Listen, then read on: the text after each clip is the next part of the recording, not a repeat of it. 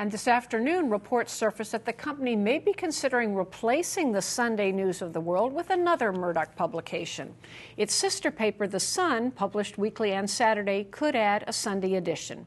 For more on all this, we turn to Ned Temko, a writer for the Observer newspaper in London. And Ned, welcome back. Thanks for being with us.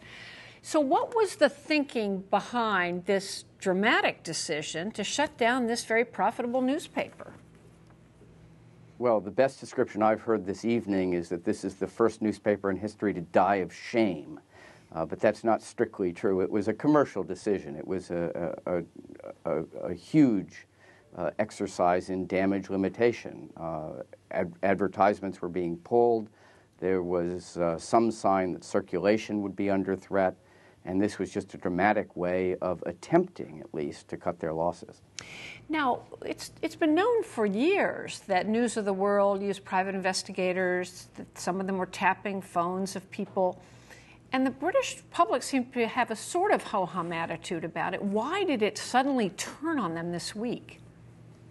Well, that's a great point. I think they mostly had a ho-hum attitude because the victims until this week were seen, and in fact were, MPs, members of parliament, that is, actors, either rich or influential people.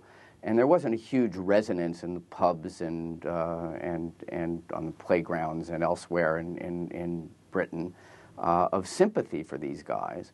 But when it got to the point where the family, or indeed the victim herself, Millie Dowler, this poor 13-year-old girl who was abducted, the parents of 2 children who were abducted in Soham near Cambridge, the families of terror victims, of British soldiers killed in Afghanistan and Iraq, this raised it to a whole different level.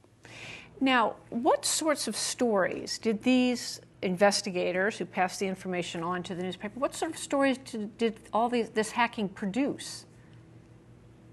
Well, in the case of celebrities, it was tittle-tattle, but it's the kind of thing that sold newspapers. You got to remember the News of the World, although now was selling far less, like all newspapers, than it was in the 60s when Murdoch bought it, was still selling 2.8 million copies a week.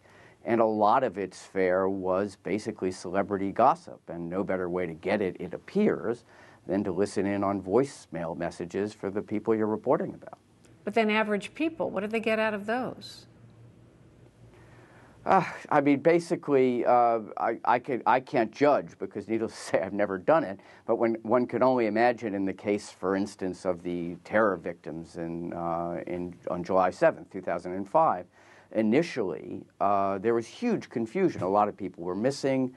The details of just what damage was caused, how many victims, was still very much up in the air. And I can only imagine that by tapping in on these voicemail messages, they hoped to hear from the police, from medical authorities and others, what they were saying privately to the families of those who were missing. Now, it was basically lazy journalism, and it was a shortcut to basically asking sources and getting the facts. Now, one of the most sinister subjects to come out of these leaks is that the police and even Scotland Yard had been compromised in some respects by News of the World.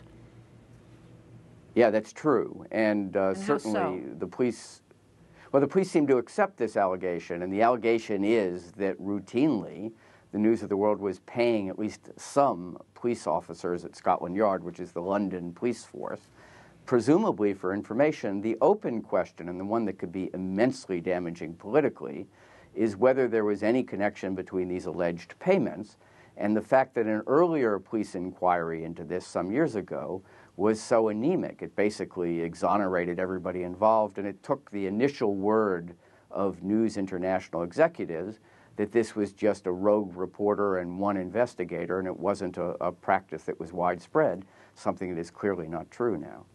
And what about other newspapers? I noticed in the debate yesterday in Parliament, some MPs were not only tarring Murdoch, but all the British press for using, quote, similar tactics. Do they?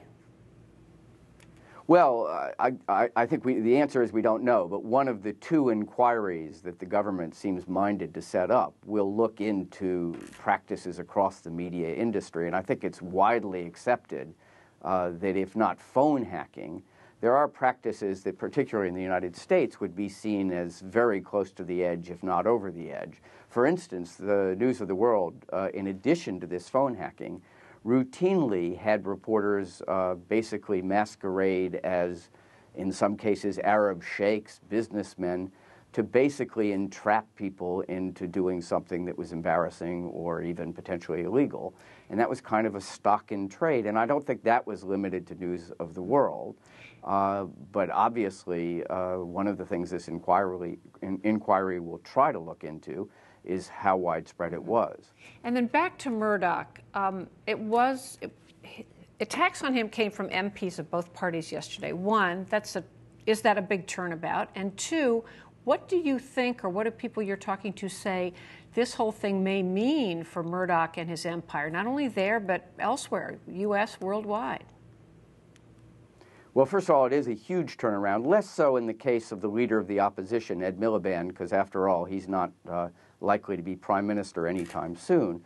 But it's a huge change in that the pattern over the last 10 to 15 years is that all major political party leaders have been kind of competing to woo Murdoch and his titles on the assumption that if you want to get into number 10 Downing Street, you better have him on your side. Now, I think that was beginning to wane, but it's certainly changed now.